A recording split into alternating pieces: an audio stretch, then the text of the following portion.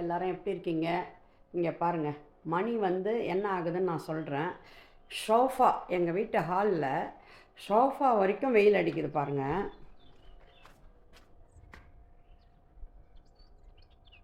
எவ்வளோ வெயில் பாருங்கள், தாங்க முடியல. மணியை பாருங்கள், மணி 8:30. கண்ணு கூசுது. காலையில் 8:30 இல்லைங்க, நைட்டு 8:30. அதாவது ஈவினிங் 8:30 வைங்களேன். எவ்வளோ வெளிச்சமாக இருக்குது பாருங்கள் எங்கள் வீட்டு தோட்டமாக. இதே தாங்க, வெயிலுனாலும் அதிகம் ஃப்ரான்ஸில், குளிர்னாலும் அதிகங்க. இந்த நாட்டில் தான் வந்து நாங்களும் குப்பை கொட்டுறோம். அந்த ஏன் குப்பை கொட்டுறீங்கன்னு கேட்பீங்க பார்க்கும்போதே. தயவுசெய்து எங்கள் மேலே தப்பு இல்லைங்க, பாண்டிச்சேரிக்காரவங்களுக்கு இருந்தால் உங்களுக்கு கட்டாயம் தெரிஞ்சிருக்கும்.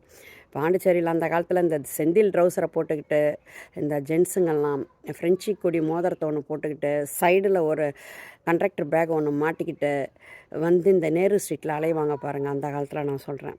இந்த லேடிஸ்னால் வந்து நல்லா மஞ்சளை பூசி, ஒரு செருப்பு ஒன்று கால் ஃபுல்லாக ஒரு மஞ்சளை பூசி, முகத்துக்கும் காலுக்கும் ஒரு ஹீல்ஸு செருப்பை ஒன்று போட்டுக்கிட்டு, அதில் ஒரு கொலுசு, முகத்தில் ஒரு மஞ்சள், அதில் ஒரு பெரிய பொட்டு, அதில் ரெட் கலர் லிப்ஸ்டிக்கு, அவ்வளோ நகையை மாட்டிக்கிட்டு, அவங்களும் கண்ட்ராக்ட் பேக் ஒன்று போட்டுக்கிட்டு நேரு ஸ்ட்ரீட்டில் வளம் வந்தாங்க.